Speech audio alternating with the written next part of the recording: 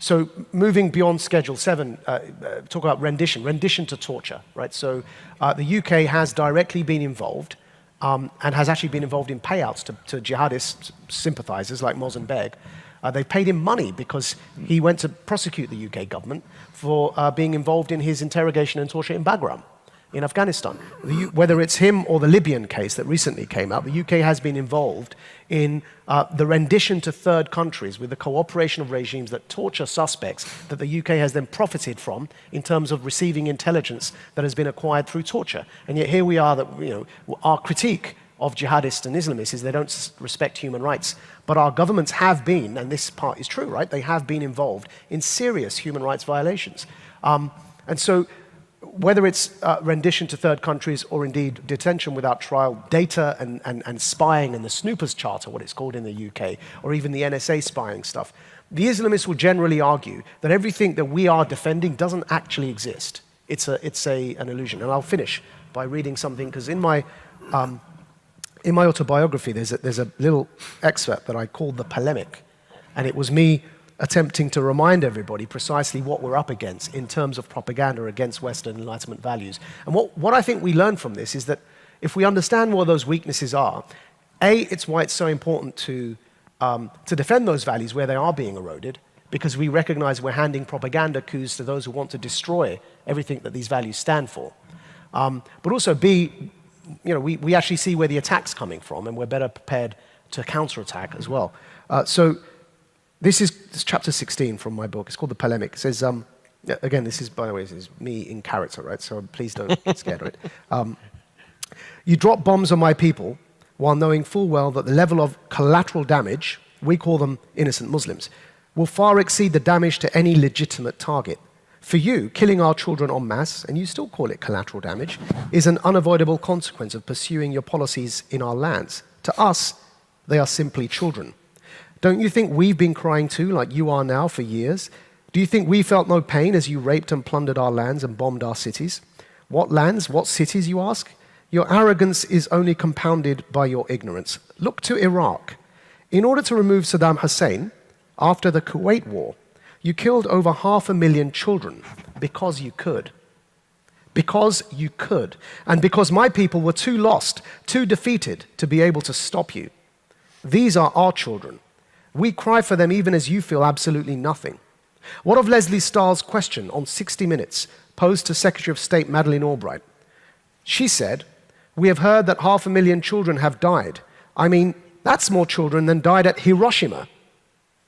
And is the price worth it?"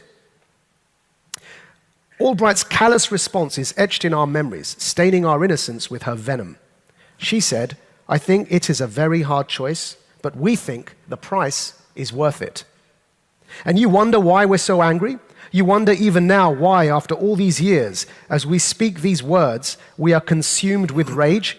The price of killing 500,000 children with your depleted uranium bombs is worth pursuing, but woe be to us if we ever strike back. In your world, Albright's interview was barely mentioned. A Dow Jones search of mainstream news sources after the attack turned up only one reference to the interview in an Orange County newspaper. But in our world, in the hell we live in, this is major news. We will not forget our dead just because you have no feelings. Is killing innocent civilians justified only for your own foreign policy interests? You claim that, unlike us, you don't target civilians, that your intentions are noble, that you seek only humane concerns. How many deaths of untargeted civilians by your hands entitles us to respond? 5? 10? 100? 500,000? Are 3,000 deaths enough to make you feel the pain of each and every mother you untargeted with depleted uranium? If not, then know that our intentions in bringing you death can also be noble. We too shroud destruction in humane concerns.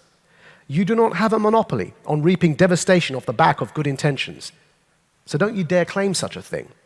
You can support, fund, and train dictators in our lands who've been torturing our brothers and raping our sisters in their prisons for decades. And yet you invade our countries claiming to bring democracy? And you cite international law at us while you willfully ignore Israel's occupation of Palestine as defined by the United Nations itself.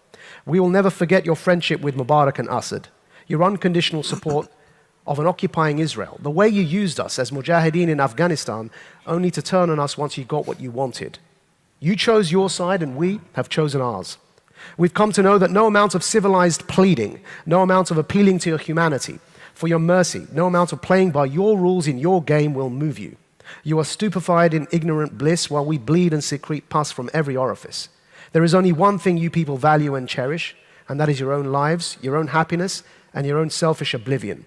If inflicting upon you even an atom's weight of the pain we suffer at your hands wakes you from your stupor and forces you to listen to our cries as we drown, then I'm afraid we have finally decided that though it's a very hard choice, the price we think is worth it. Mm.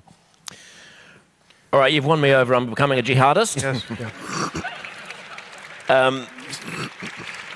I'll send my bank account details. You can send me the check later on.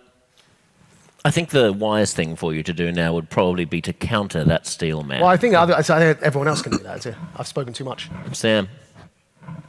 Well, I actually would add to the side of the balance against the Enlightenment in that I think there's more to the case for... There's more that explains why we find ourselves in this uncanny position of having to defend Enlightenment values and reason and a scientific worldview against creeping theocracy and just naked tribalism, populism, all these eruptions of seemingly archaic and discredited ideas. And it's far simpler than just exporting our chaos to other countries and dropping bombs where we can find no other way to persuade people to just buy our products or whatever it is we intend. It's just that it's hard to live an unambiguously good life. It's hard to live a profound life. It's hard to live a life that you know each day is working. And it's pretty clear that living a good life entails more than just not being wrong about things scientifically. And it entails more than just having reasonably free markets that produce the next smartphone that you desperately want to buy.